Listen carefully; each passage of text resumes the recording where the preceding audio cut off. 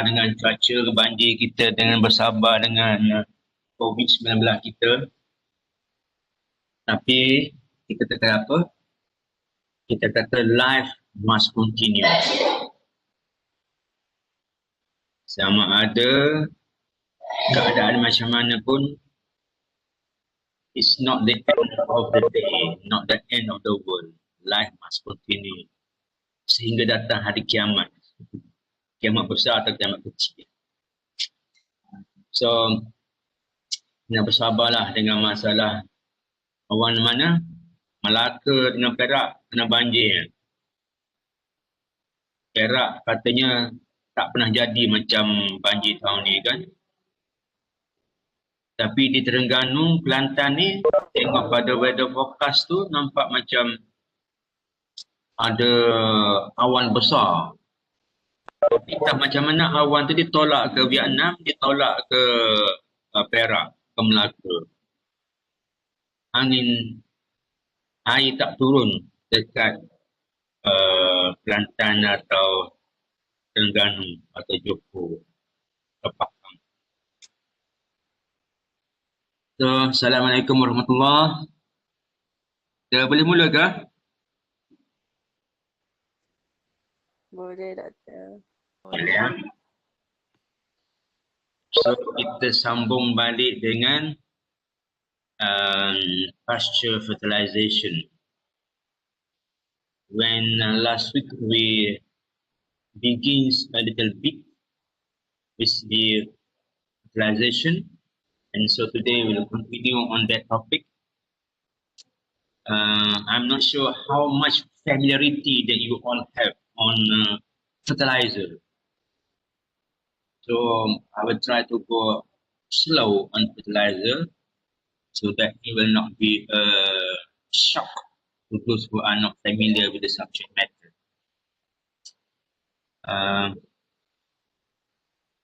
May I know how much have you studied on plant nutrition or fertilizer? Anybody can give a short response?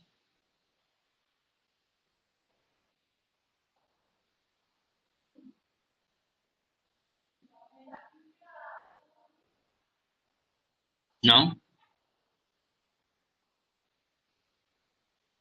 How much are you all exposed to fertilization or fertilizer of whatever crops? Exposed in the sense that you have undergone some lectures or some training or some experiences. I mean, probably lectures better. Have you undergone any lecture by anybody in the faculty or anywhere regarding the subject, which is fertilization and fertilizers? Because if you have some basic, I can go a bit faster. Otherwise, I go slower. Yeah, bro. Yeah.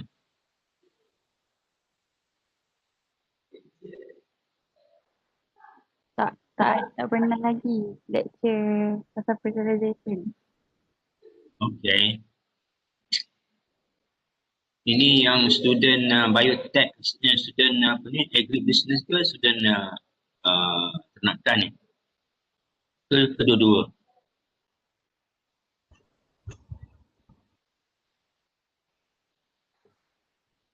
Animal science, Prof.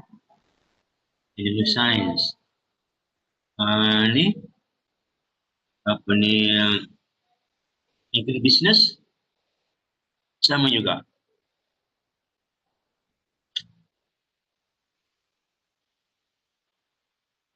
Prof, Doktor, saya tolong jawab lah. Yang Okay. yang agribusiness ni, Doktor pernah ajar dia orang untuk principle of crop production. So they should have a basic knowledge about the fertilization. Okay. But for produksi dan kesihatan haiwan, dengan Dr. Koni just belajar animal nutrition sahaja. Okay. Tak ada plant nutrition. Okay, thank you Dr. Yati. Okay. So, I know because it concerns about the speed that I can go. At fast speed or low speed or double gear speed. Okay. Okay, just proceed from here. So yesterday we talked, last week we talked about the requirement to fertilize the pastures. Since the soil are very poor, since the demand for fertilizer of certain species of grasses are very high, especially napier grass, they need very high fertilizer. The growth rate is very fast, the yield is high, so they need to give a lot of fertilizer. And then since fertilizer are important for protein formation inside the plant, if we fertilize with enough fertilizer, especially nitrogen, then it forms protein in the plant, where protein is required in high quantity in ruminant. And also we need high calcium, we need high phosphorus in the nutrition of ruminant. You still remember what is the ratio of calcium is to phosphorus in the nutrition of ruminant? Maybe you should recall. The calcium and phosphorus ratio should be 2:1. 2 calcium and 1 phosphorus. The ratio.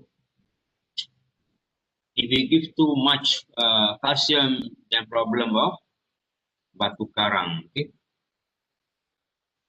Lack of calcium deform bones and whatnot, and cause deformities during delivery. Okay? So the importance of fertilizer is not just for the grass to grow or produce high yield, but for the nutrition to the ruminant. And I mentioned about the major and minor nutrient. The major nutrients are N, P, K, Ca, Mg, and sulfur. And they are major because they are required in big quantities. And we have the minor nutrient, which is molybdenum, copper, zinc, manganese, boron, and iron. And they are minor because they are required in smaller quantities relative to the major nutrients. And nitrogen, we talk about nitrogen. Here is an example of the quantity of nitrogen required by certain grasses. In this case here, like Bracharia brisanta, require about 280 kilograms of nitrogen. Whereas in Guinea, it needs about 450 kilograms of nitrogen. But Napier needs up to 900 kilograms of nitrogen. The unit is kilogram per hectare per year. So after this, we need to consider how to calculate the amount of nitrogen inside the fertilizer that you give. I hope I have that slide. Maybe we go to that topic for a while. Where is it? So that you will be lost.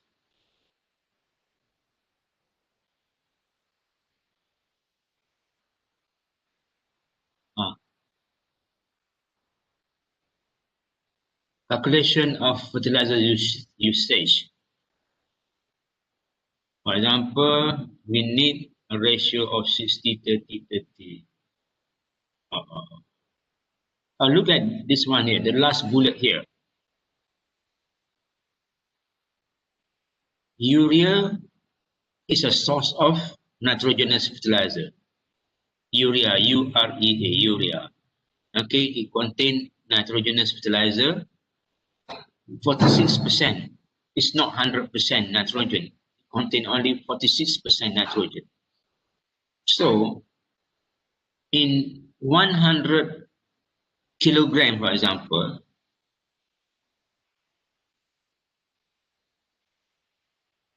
okay, the question is the other way around. Here if we need 60 kilograms of nitrogen, then we have this formula 60 or 46 or 100 urea. Oh, it's not easy for you to follow now. What I'm trying to say is that urea contains 46% nitrogen. So if you use 100 kilogram of urea, you only have 46 kilogram of nitrogen. Are you following? If you use 100 kilogram of urea, then you have only 46% of nitrogen inside that fertilizer that you're using. So if you go back to the slide just now, on the quantity of urea required, or nitrogen required, look at this one here. Yield of Napier grass increased rapidly with N rate up to 900 kg per hectare per year. 900 kg nitrogen. So for easy calculation, if you say nitrogen contain 50%, if urea contain 50% nitrogen, then how much urea do you need to supply 900 kilogram of nitrogen? I should put in slide form. Okay. So you actually need 1,800 kilogram of urea, or quite close to 2,000 kilogram of urea to produce 900 kilogram of nitrogen per hectare per year. Okay. Okay.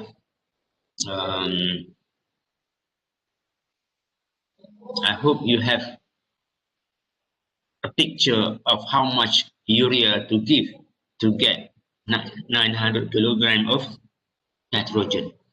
So like here, if you need about 550 kilogram of nitrogen, you would need only about 1,000 kilogram of urea to give. So, okay, I don't want to complicate you too much. We go to symptom of nitrogen deficiency. Last week, I talked about this as well. It's the yellowing of the lower leaf because nitrogen is mobile in plant. Now, nitrogen moves from the older leaf to the younger leaf, causing deficiency symptom appearing on the older leaf. And there is also tiller abortion, small size, and general yellowing of leaf. Yellowing, light green color. Is it written here? Pale color.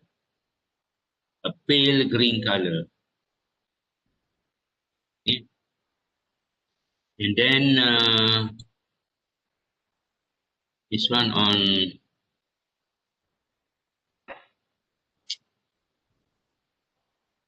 the organic form of soil knowledge for mineralization. Okay, it's a bit theoretical here. Legume fix large quantity of organic nitrogen to the atmosphere. Nitrogen contained in residual plant. Okay. It's more of the, I think it's more on the nitrogen cycle. Example here. The nitrogen in the air is fixed by microbes into soluble nitrogen and is taken up by the plant. So the cattle here eat the grasses and the dung produced by the cattle in form of manure is again absorbed by the plant and become organic nitrogen, Okay. So basically this is the cycle. When we put nitrogen fertilizer also, the plant take it and eaten by the cow,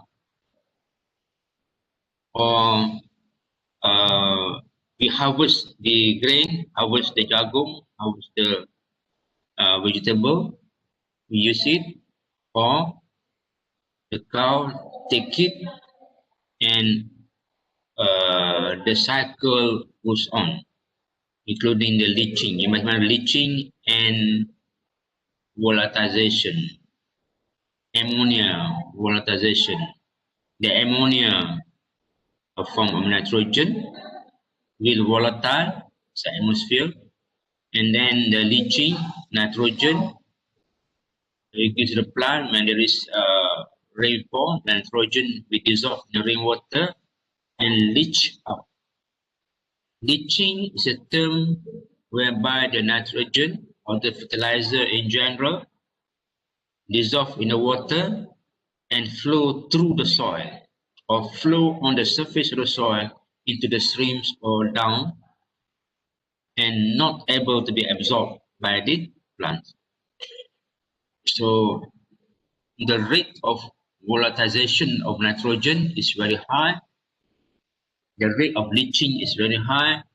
So the losses of nitrogen from the fertilizer that we give is very high. The losses are very high. So when you put, say, for example, 100 kilogram of nitrogen, the amount that can be consumed by the plant is probably half of that, depending on the weather condition. So bear in mind the nature of the fertilizer that you give, the nature of nitrogen, which is easily leached or volatile, or to the plant is easily absorbed by the plant. You apply nitrogen today, maybe 2 days later you can see the change of color of the plant. It can be absorbed very fast. So there is some general knowledge about the cycling of nitrogen. Okay, proceed. These are example of nitrogen deficiency. This one here, 1, 2, 3, 4. Number 4 from top. Nitrogen. You can see between nitrogen and potassium, the difference in deficiency symptom is quite obvious, whereby the nitrogen, you can see the necrosis or the yellowing is along the central part. Okay, but in potassium, the yellowing is on the marginal part. The central part is more greeny. So this is the greatest difference. And then if you see magnesium, we call it interveinal fluorescence. You can see the yellowing is having a line, lot of lines of yellowing. The veins becomes yellow. Okay, so the three main difference between this nitrogen, potassium, and magnesium. And then in the case of diseases, it's more of spot. Okay? Spot. This is chemical. Sometimes farmers apply weedicide, and then it causes scorching also, but the pattern is not clear. This is chemical. And the healthy ones here is quite green color, a bit of veins of in this case is jagung, you see here. But in general, the leaf is green in color. The darker the green, the more nitrogen it contains. The lighter the green, the lesser nitrogen it contains. So the greenness indicate the nitrogen content. In the lab, we have one instrument to measure the chlorophyll. We call it SPAD meter. We measure the chlorophyll content of the leaf, the greenness of the leaf. If the chlorophyll content is very high, or in the word the greenness is very high, then it indicates that nitrogen content is very high. Okay. Are you following, or am I confusing anybody? Following, Doctor. Okay. Okay. Oh no, you are all good student. Very ambitious. Hopefully now. Ambitious to learn, because jobs are very difficult to get. Not much job when people are complaining of not much money circulation in the market, not much money circulation in the society. Some people are rich, some people are too poor to even have their daily meals. I hope we are not in that category. Okay, this is symptom of nitrogen deficiency. Minus N means lack of nitrogen. Okay, so you can see the older leaf chlorotic or yellowing. The young leaf are quite green. By general color of the grass is a bit yellow. Sorry, not a bit yellow. I mean light green. Okay, and here the symptom yellowing. Wow, this about legume is a wrongly placed here. The slide shouldn't be here. Okay, here again, you can see here, this is lack of nitrogen. On the right, on the left is enough nitrogen. Here you can see the yellowing to the middle. Okay, the next fertilizer is phosphorus. Nitrogen, phosphorus, potassium, calcium, magnesium, and sulfur. So second, phosphorus. Malaysian soil are naturally low in phosphorus. Okay, but the problem is phosphorus is easily fixed and may keep unavailable to the plant. Meaning, when we give phosphorus to the soil, there is a chemical reaction in the soil which bind the phosphorus into a precipitate form, or a form which is insoluble and plant cannot absorb. This is the strongest problem, the most difficult problem faced by our soil. So the amount of phosphorus that is recommended to be given to soil is only about 1/3 of nitrogen, normally 1/3 of nitrogen, or you can give one half of nitrogen. For example, if we give about here, in this case here,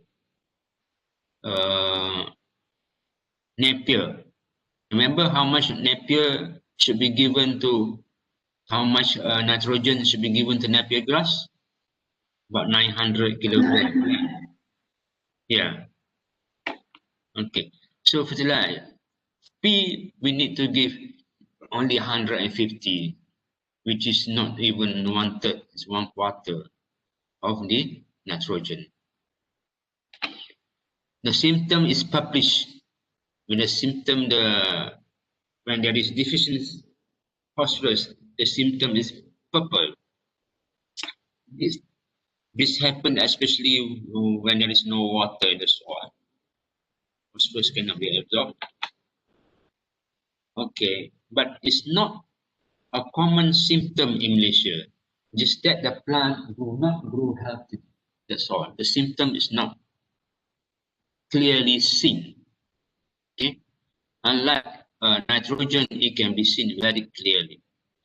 So, published purple margin symptom of phosphorus deficiency, and here you can see that the cracking of the soil, meaning it's very dry, so it become purple. So this is indirect effect of phosphorus deficiency due to the dryness. Okay, phosphorus, as mentioned earlier, is important, but the symptom, the deficiency symptom is not very clearly seen in Malaysian grasses. Also, potassium in grasses or in pastures is not very obvious. It's not as widespread. But on sandy soil, on sandy soil, potassium potassium deficiency symptom is very common because of the leaching rate of potassium is very high.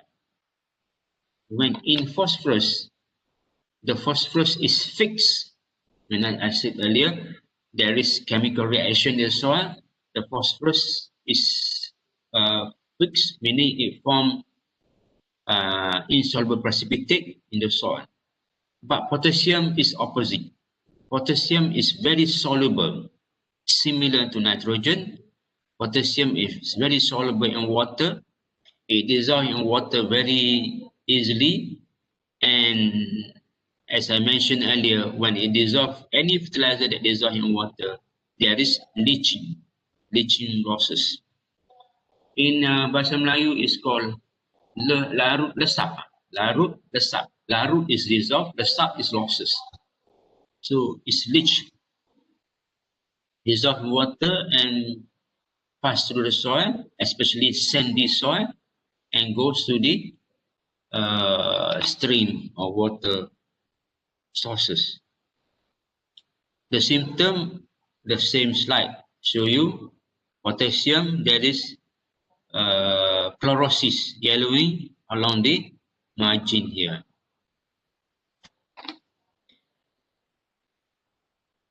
How much to add here?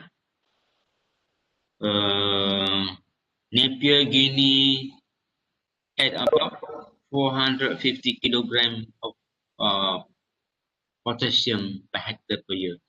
Again, you can see here is lower than nitrogen, but slightly lower. It depends on what kind of grasses and what kind of soil. So potassium, you can see there, this is legume. This is legume. This is guava, jambu batu. Oh, ni legume. Ni apa? Ni jagung. Ini dia. Intervene the margin, process the margin. This is tomato. Okay.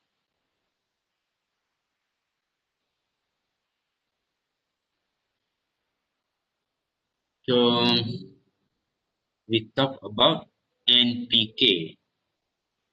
So the calcium and sulfur and magnesium. Do I have any slide here? Oh, here we talk just about the NPK, nitrogen, phosphorus, and potassium. We talk about calcium and magnesium later on. I hope the slide's here, but it's not here actually. So anyway, other nutrients like the minor element, zinc, copper, molybdenum, also required, as I mentioned earlier. For example, here molybdenum. Molybdenum will interfere with nitrogen fixation in the rhizome. So we need to add a bit of molybdenum here. You can see the rate is 28 to 114. It's not kilogram, it's gram. So just a little bit. If we convert to kilogram, is 0.0028 or 0.114. So it's 0 point something kilogram compared to 900 kilogram or 450 kilogram of nitrogen. Okay, this is molybdenum. This is boron. Deficiency symptom in boron. This is manganese. Manganese deficiency. It's quite confusing if you are not familiar with it. Sulfur deficiency. This is iron deficiency. This is magnesium deficiency.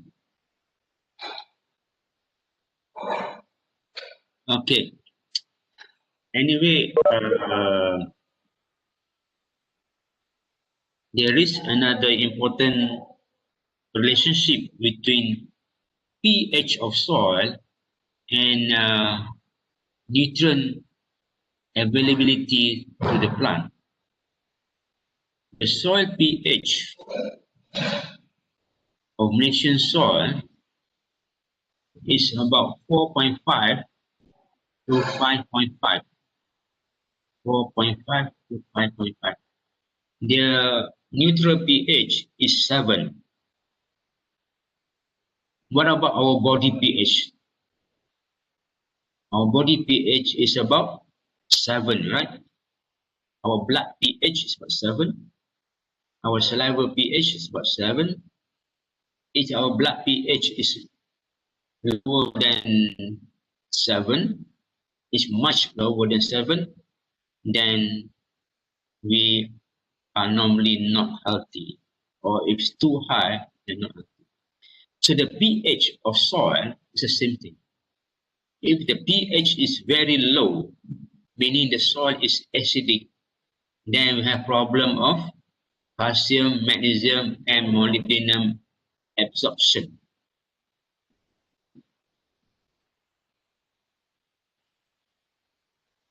And common thing is manganese and aluminium will be absorbed too much by the plant and toxic to the plant.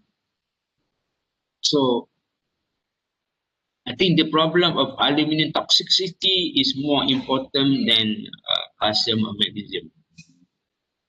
When the pH is very low, the solubility of aluminium is very high, such that the plant absorbs excess aluminium and will cause toxicity, giving a symptom of poor root growth, leaf scorching,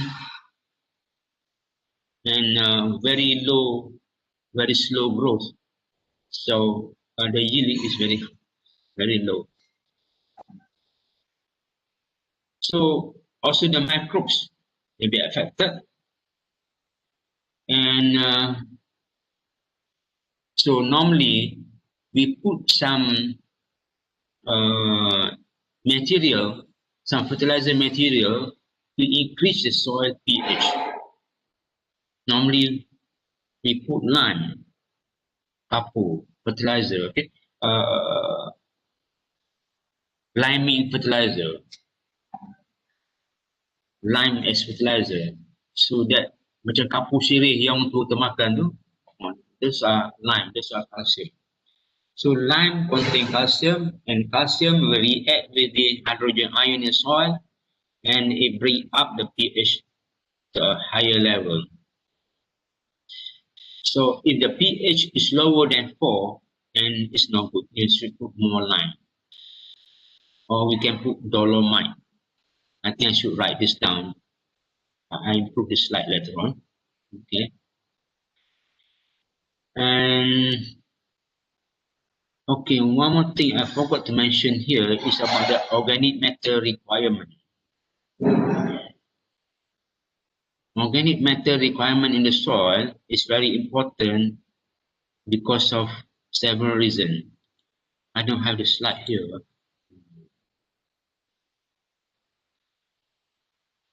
Okay. What I want to tell you is that the organic matter, it will prevent leaching. When you put organic matter to the soil, then the organic matter will hold the nutrient, the fertilizer that you give. It will hold the nitrogen that you give. It will hold the potassium that you give. It will stimulate the growth of microorganisms. So not just the microorganisms are not just important in the ruminant, in the rumen, but also in the soil. So addition of organic matter to the soil is very important. And where can we get the organic matter? We can get it from the dung, from the if you rear cattle or ruminant, you can get the tai lembu, the cattle dung, or the goat dung, or the if you rear chicken, you can get a chicken dung. So it is important that we recycle the organic matter from our cattle or ruminant back into the pasture land, so that we can save the fertilizer, we can save the nitrogen, we can save the phosphorus, we can save the potassium fertilizer or even calcium.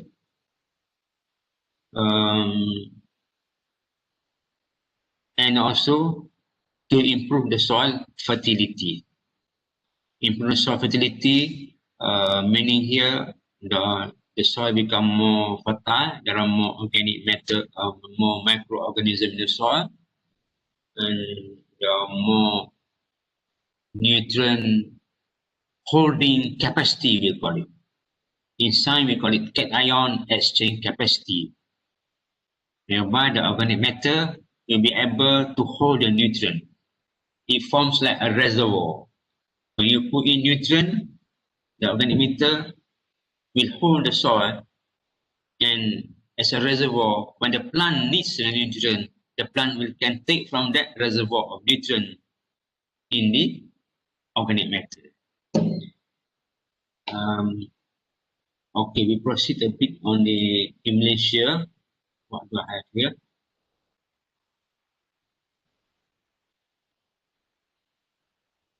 The amount of fertilizer that we are going to give to the pasture will depend greatly on the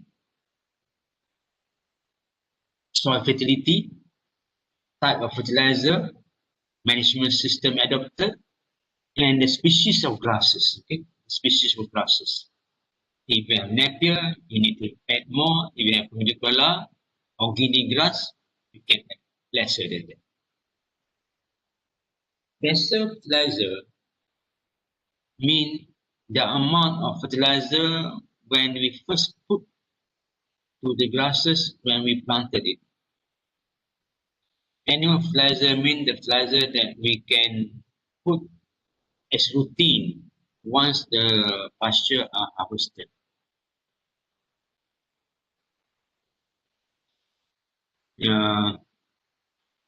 This is just the illustration. We may put, for example, here, this rate can be used for Guinea grass, okay? Or Humidicola, black carrier Humidicola, because it's not so demanding. You put only about 200 to 300 kilogram of nitrogen, phosphorus much lower, potassium. So, as I mentioned earlier, the stress is more on N, P, and K. The calcium and magnesium is not that really important. Not as important as NPK. They are important, but not as important. Okay. So here is annual fertilizer.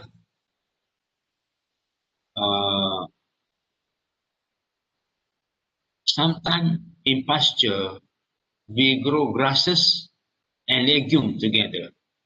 In pasture, we grow, like I mentioned in the first lecture, we grow grass, but we add a bit of legume inside the grasses so that the legume will fix in atmospheric nitrogen and provide it to the grasses. So in that case, because legume, uh, the legume fix nitrogen from the atmosphere, so we can put lesser amount of nitrogen, or in this case, no nitrogen. This is actually overseas review, which might not apply to Malaysia actually. And also, if we have open grazing system, we go to that later on. For the grazing system that we are going to adopt, if we have open grazing system whereby the ruminant are allowed to graze in the open, instead of we cut the grasses and bring back to the animal in the feedlot, we allow the animal to graze. So in that case, the dung from the animal become the fertilizer. And so the grasses will need slightly less fertilizer. Here, just a note here, urea should not be applied during hot weather when the soil moisture is low and temperature are high. If you put urea under hot weather or under dry condition, the grasses will scorch, will dry up because of the osmosis, the toxic effect of urea when it is very concentrated. All fertilizer are like that. If you apply too much fertilizer on grasses, the grasses will die because of the over concentration of fertilizer. This happened to one student 2 years ago. They are growing sweet corn at that time. So there was one student who wanted the corn to grow very fast. So she took one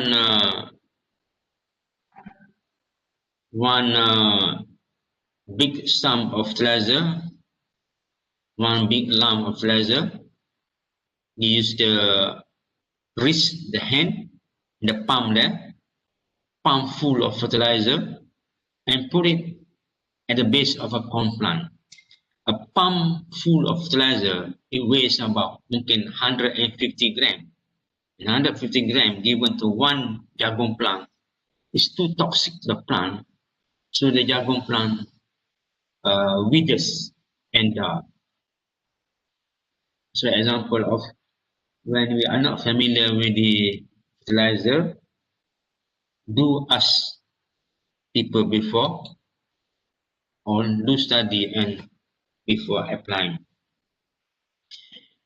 So I mentioned earlier, the nitrogen is easily volatile. So just now I talked about urea as a source of nitrogen. Another source here is ammonium sulfate, ammonium nitrate, and actually there are many more sources of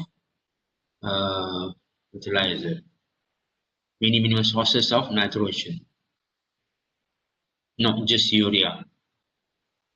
We go on that in detail later on. It's a bit here, a bit of calculation here. It's a bit early for you all because you are not well exposed to fertilizer calculation.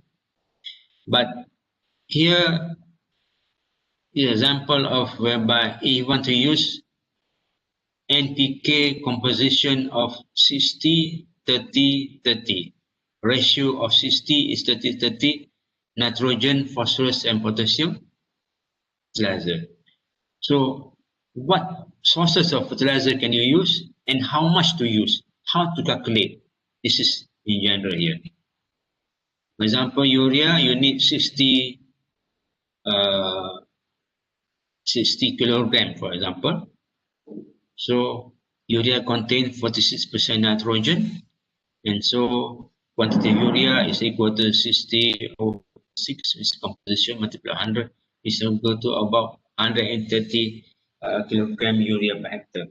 So even though you need only 60 kilogram of nitrogen, you have to use 130 kilogram of urea because the composition of nitrogen in urea is only 46%.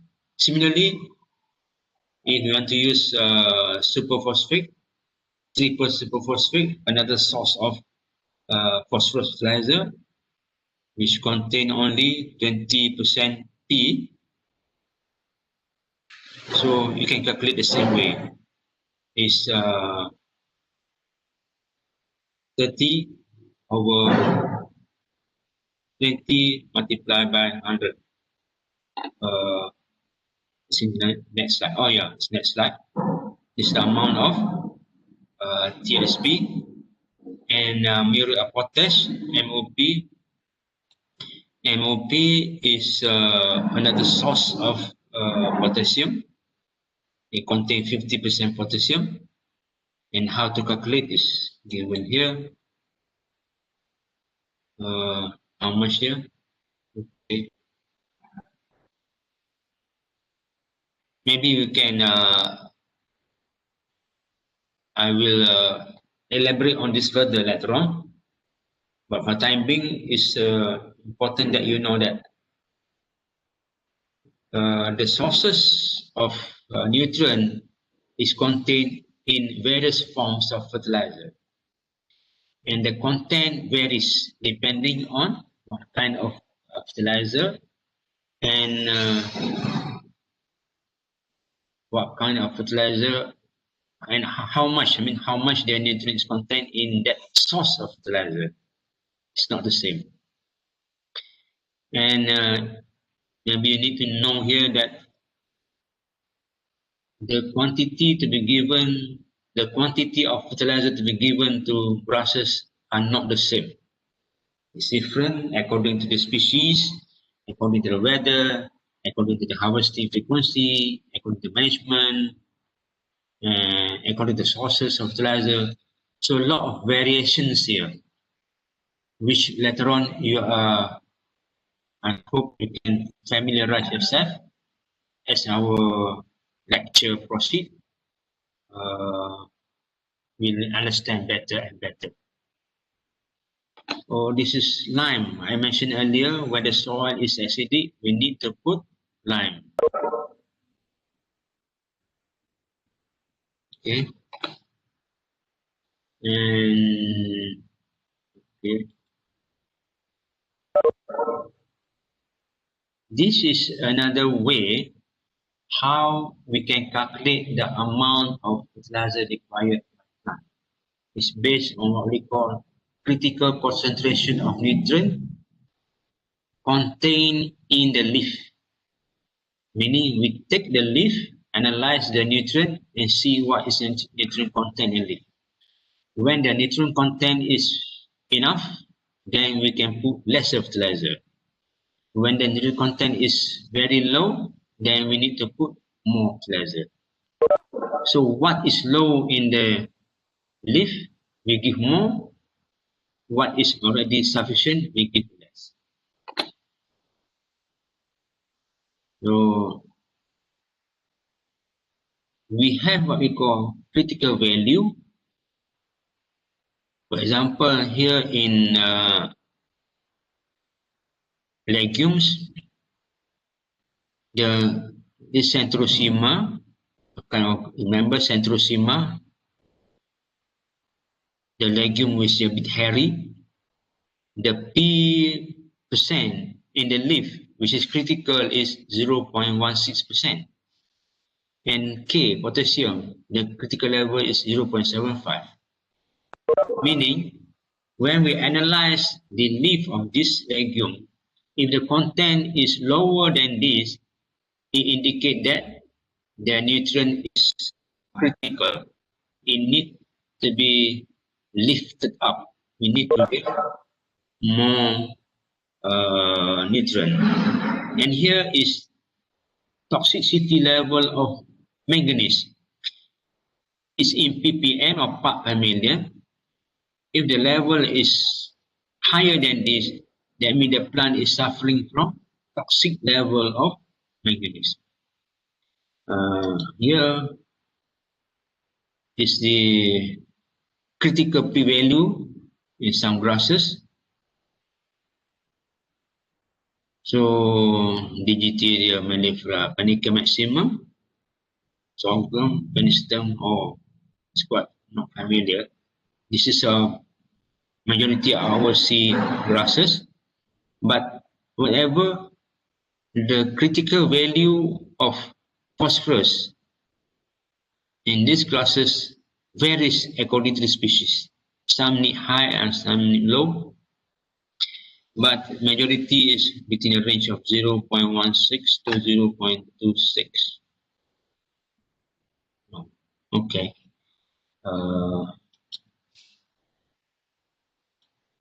Just one more slide to go. How to apply the fertilizer.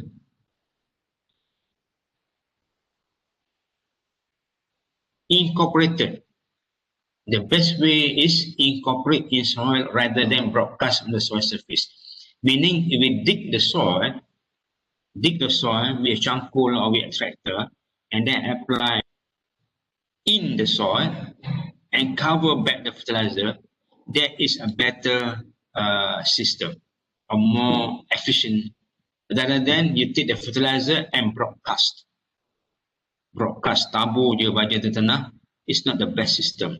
Okay, but of course, if you want to dig the soil and put fertilizer in and cover the fertilizer again, the time is you need much more time and cost. So in practice, people just broadcast the fertilizer. Broadcast. So what they do is they do more frequent application, so that the losses due to leaching, the losses due to volatilization is lesser. If compared to you take a lot of time, you broadcast the soil, so the plant can take only small amount at a time, but you give too much, so the excess to what the plant is able to absorb will be lost through leaching losses or volatilization. Here is some terms like drill is, of course, drilling is using tractor, making a trench and put fertilizer. This is also a kind of plow. Arrow is a kind of plow. So subkill maintenance and broadcast. So that's what I mentioned earlier. Even though the best type is through incorporation in the soil, but the most practical is broadcast, but at a more frequent rate and at low rate of application.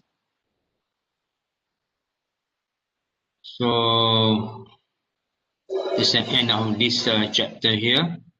We'll touch on that a bit more later on, but it's sufficient here if you know that the fertilizer for grasses is very important.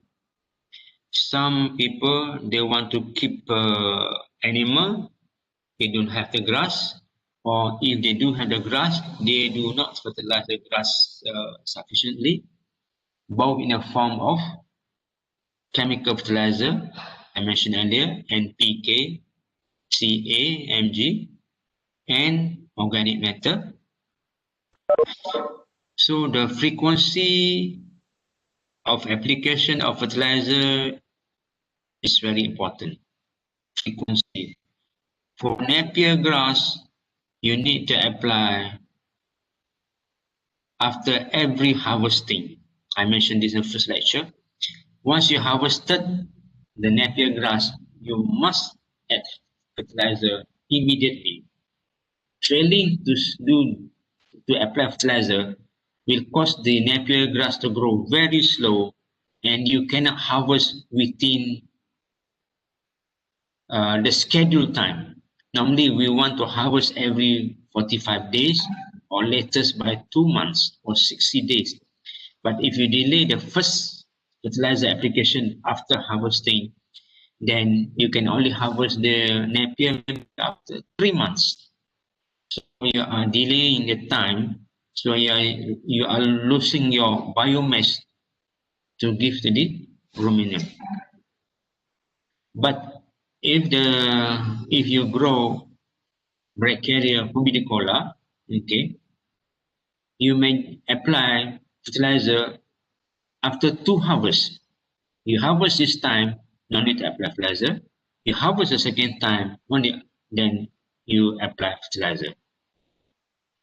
But of course, if you need more biomass, if you need more grasses, then you should put more fertilizer. Here we talk about response of grasses to fertilizer. The more you give, or the more frequent fertilizer you give, the faster the plant will grow, the more yield it will produce. So, what does it mean here? If you have a small amount of area of land to be grown with fertilizer, with grasses, then you must be prepared to apply more fertilizer, more frequent fertilizer, much more organic matter, so that the amount of grasses that you can harvest from your small piece of land is sufficient to provide enough nutrient for the ruminant. Okay, I think we end here today. Any question?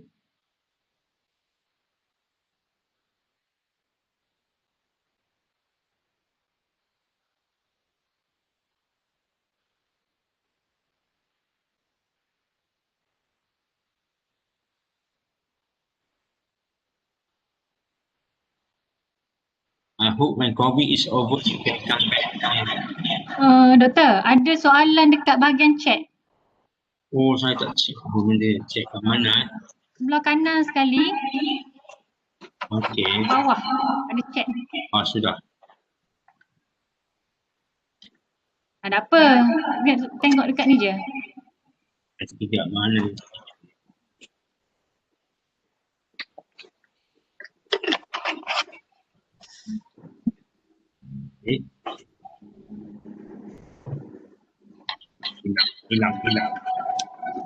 Hilang. Mana begini? Kak Eti tanya lah kot Kak Eti. Tak apa, doktor, saya baca soalan boleh? Okey. Kena buat suara jantan lah ni, Mbak Faris yang tanya ni. Okay. Doctor, I want to ask, can we use organic fertilizer for the Napier, such as cattle feces or rabbit feces? Does the feces is enough for the fertilizer for the Napier? Dia tanya boleh tak nak guna tai lembu ataupun tai arnab untuk buat baja? Yes, boleh. Cukup tak? Itu question dia. Tak cukup. Unless you put a lot. Okay, you can calculate the amount of nitrogen in this dung. Tai lembu ke, tai arnab ke, it's just about 2 to 3% nitrogen. Now, 2 to 3% nitrogen is very low. The amount you need is higher than that. You need, tadi kalau in terms of kilogram, you need about biasanya about say paling tidak pun 250 or 300 kilogram of nitrogen. So how much? Only 2% content kan? How much organic matter? How much tai lembu that kambing nak letak to get back the 300 kilogram of nitrogen? Boleh kira tak? Berkali dengan 80%. So, jawapannya ialah yes, you can, but the nutrient is not sufficient. Kena top up lagi. Ada soalan lain?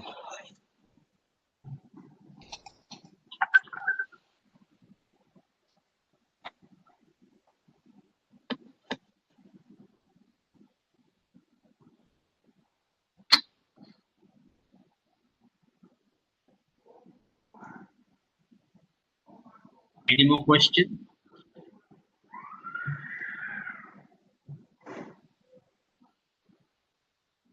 Doktor, saya nak tanya soalan. Yeah. Okey, adakah jumlah pembajaan pada musim hujan dengan musim kering ni sama ke beza? Sebab kalau musim hujan kan banjir, licin apa semua tu. Yeah. So ataupun musim hujan ni tak perlu baja? Senangnya musim hujan tak perlu baja. Sebabnya baja is not that actively absorbed by the plant when there is too much water in the soil and there is no sunshine.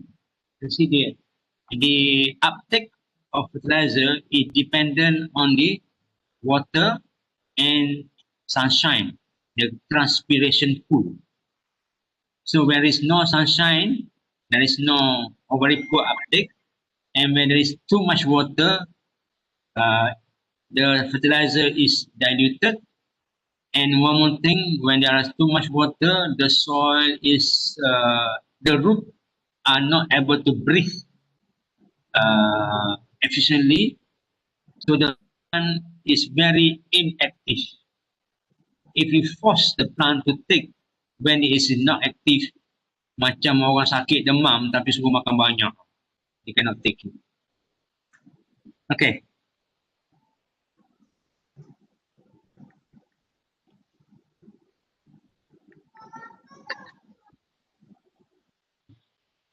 So during rainy season, there is no need to fertilize unless you give it through the foliar. Minggu dalam masa when there is a bit of sunshine, you give it foliar spray. Method of fertilizer application banyak lagi tak belajar kan? Bagi foliar spray so that the fertilizer is absorbed through the leaves, not through the root.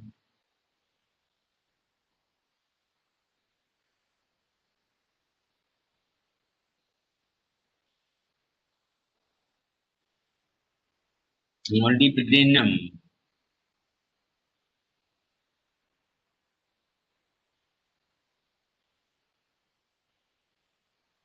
Mana tadi?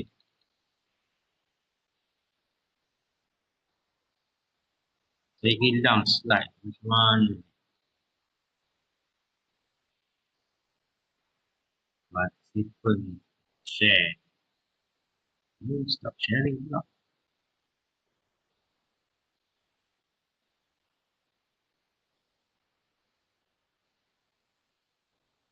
Mana? Oh, baru nampak.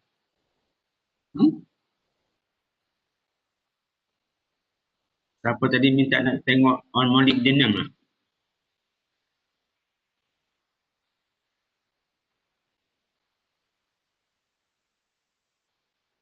Slide 27.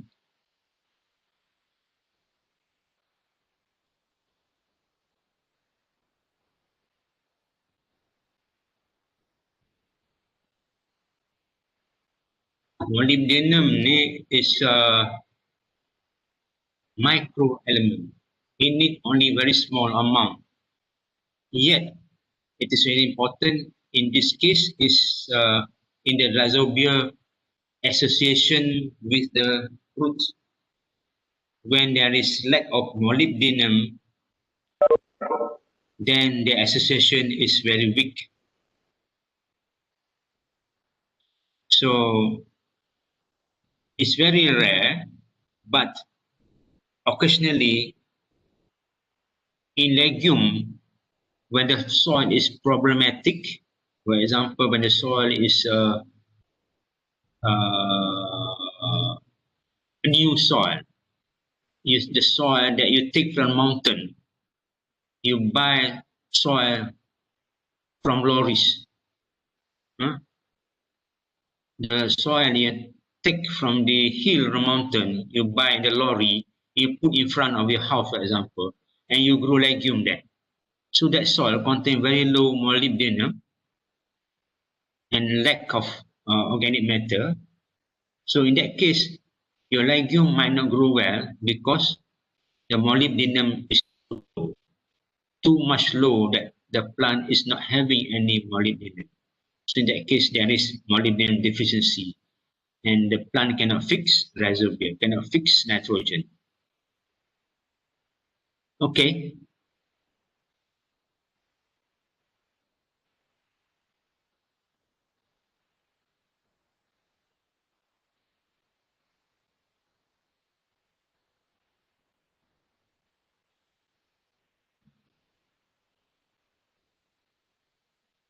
Dengar tak?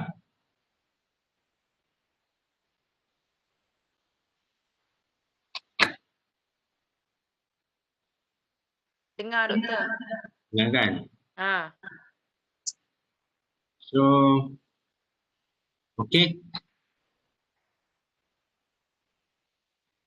Lepas ni ada kelas apa?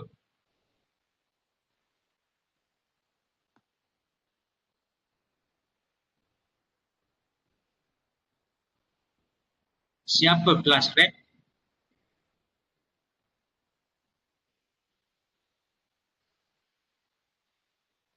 Kelas rep kita siapa? Siapa kelas rap?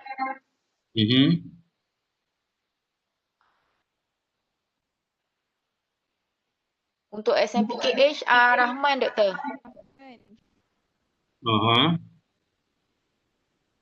Untuk Agri Business, Siti Fatimah.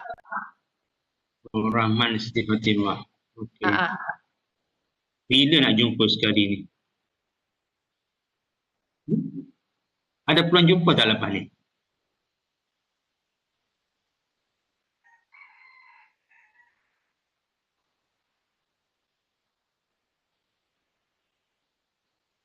Ada yang dah ada dekat fakulti ke? Dah ada yang duduk kat fakulti ke? Ada ke? Ada. Ya.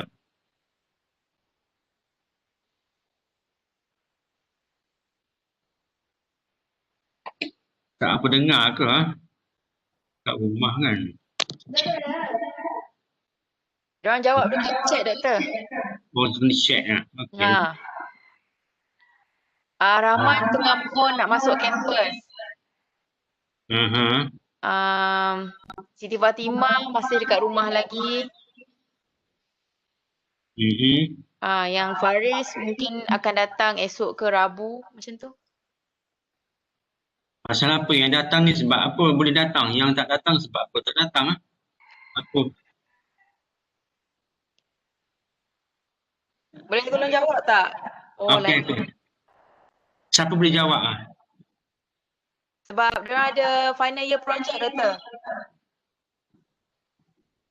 Final year project? Jadi siapa yang ada final year project boleh balik ke kampus lah kalau dari kawasan green zone tu. Dan untuk makluman semualah, semalam meeting pengurusan, fakulti sedang berusaha untuk mohon kebenaran kepada semua pelajar yang buat final year project, sama ada daripada green area, yellow area ataupun red area untuk datang. Cuma kalau lulus yang red dengan yellow area tu, dia orang kena quarantine dulu di fakulti, di asrama. Fakulti dah hantar nama lah kepada TNC HEPA untuk minta approval. Itu student biotech ke student animal production? Semua, Dr. Kamsah minta semua. Then student untuk kelas ni mohon, ada beberapa orang jumpa saya last week, nak belajar tanam pastura, hands on. Betul lah tu. Terutama pelajar animal science lah, benda ni penting kan kalau diorang kerja dalam bidang ni. Benda penting, dan satu lagi masa pergi LI, kadang-kadang yang manager ladang pasture tu, dia suruh student ni tanam pastura sebab dia tak cukup staff kan. So kalau kita pergi sana, dia nak tanam rumput pun tak reti, malu juga kan. Bolehlah nanti aku harap ada masa saya tunjuk cara tanam pastura nanti. Doktor, diorang ada kelas lain pukul 10 dengan Dr. Connie kan? Okay. So, okay, terima kasih banyak. Enjoy your lecture. Jaga diri sendiri. Okay, bye. Assalamualaikum. Waalaikumsalam. Terima kasih doktor. Jaga diri.